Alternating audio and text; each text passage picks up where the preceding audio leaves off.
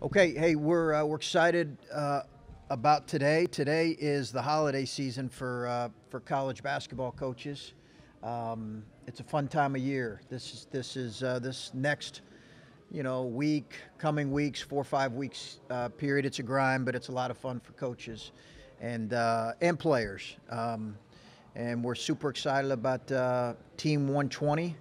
And as I told my staff. And we talked about as a staff, I think we have, as many challenges as we've had as a coaching staff. And when you look at our early schedule in particular, and that's well documented, the contributions of our guys that have graduated, we've got some challenges ahead of us, but we're super excited about digging in with this group and spending some time with some of our new guys. Obviously, we've got a lot of new faces and some returning guys as well. So can't wait to get rolling here tomorrow. Did you turn the page pretty quickly, or are you still seeing the production in your rearview mirror, and how do we get it here? In terms of last season, this season, yeah, I said we had former players, a former player banquet a couple weeks ago, and I said then, this is the last time I'm talking about last year's team, and it was just a little bit of reflection. It's time to move forward. Last year's team was last year's team. We're really proud of what that group accomplished, but now is the time for this group to form its own identity, and that's going to require some contributions from some guys that, honestly, our fan base may not be quite as familiar with, and that's okay.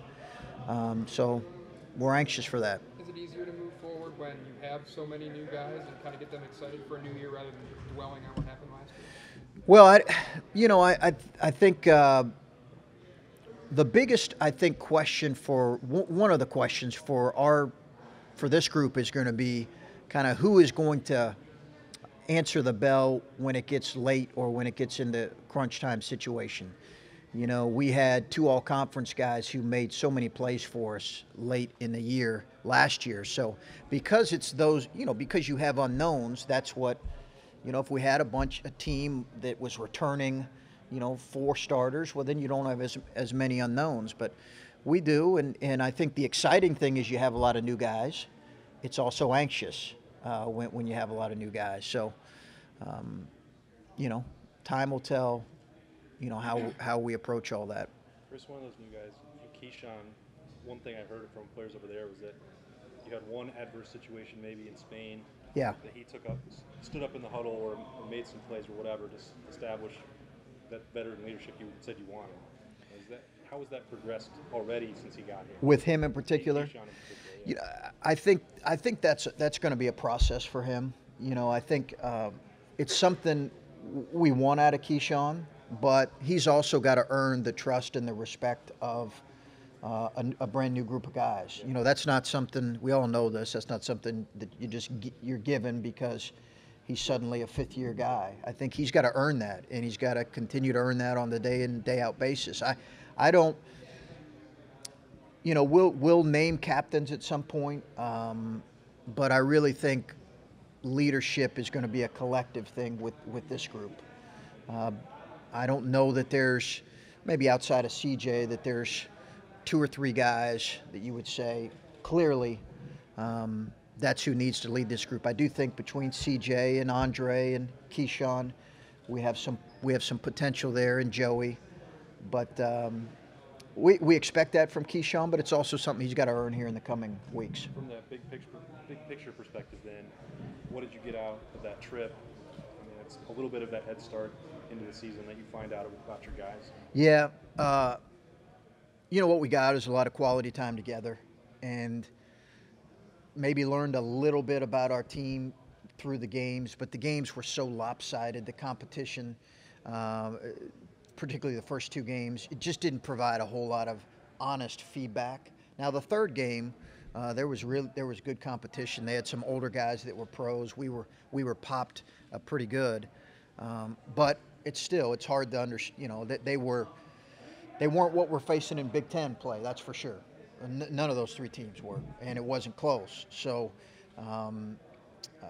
I don't know what you can take from that, but we did have incredible time together. I think a new group with a bunch of new guys, having them spend time in hotels and traveling is a good thing. Will it pay dividends in terms of wins and losses? That's up for debate. Chris, it seems like last year you were able to get the Thad's guys to buy in really quickly, and that showed. Sure. How easy or hard is it when you have so many new guys to come in to buy in?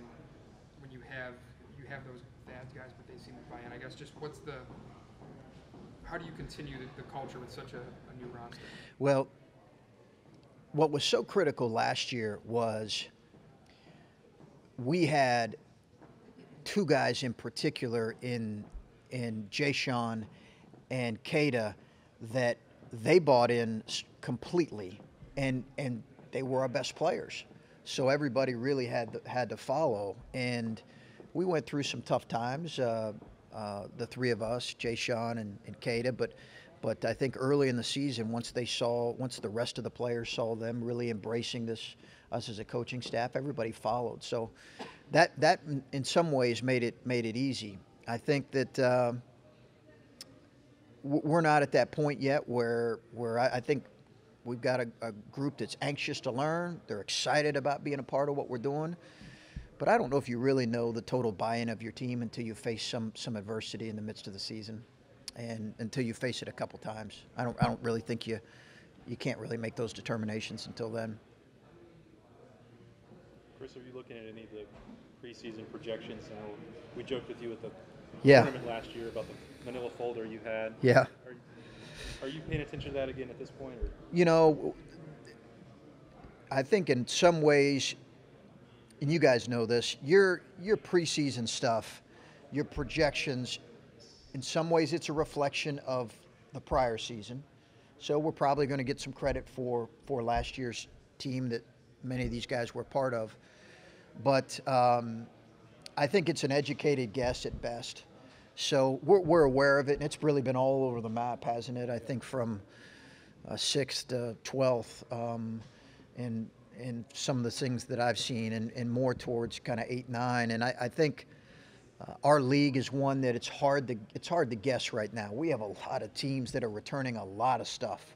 A lot of. I mean, you look at the bottom of the Big Ten that finished last year.